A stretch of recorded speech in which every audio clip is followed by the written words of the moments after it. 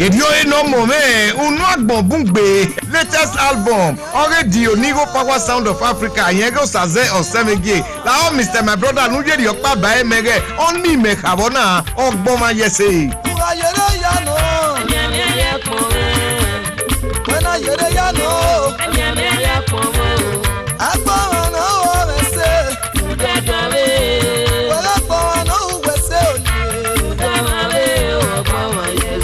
Bueno, Deya Mote, Ugu Boege, Prof. Osas Video Entertainment World International. Now, trust nobody except God. The number 214 Upper Siloko Road, Rogita Quarters, with Benin City.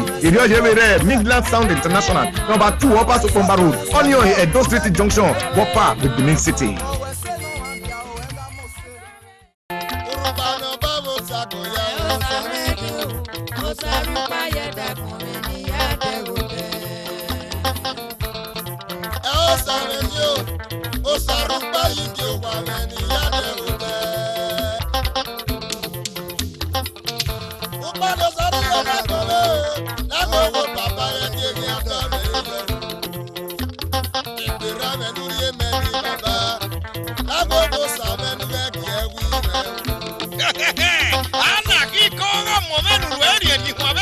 Prince Harrison Osifo, aka Iriemi.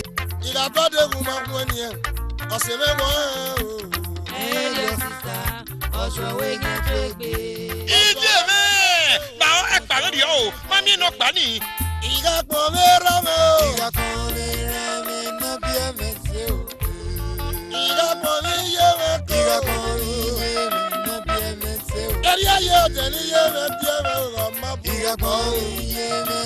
And don't know why they would city shop not take a Westenia. When are you anyway? Mammy, when not there, Prof. Osas Video Entertainment World International. The number 214 Upper Siloko Road by Edo Momoto Sibogida Quarters with Benin City.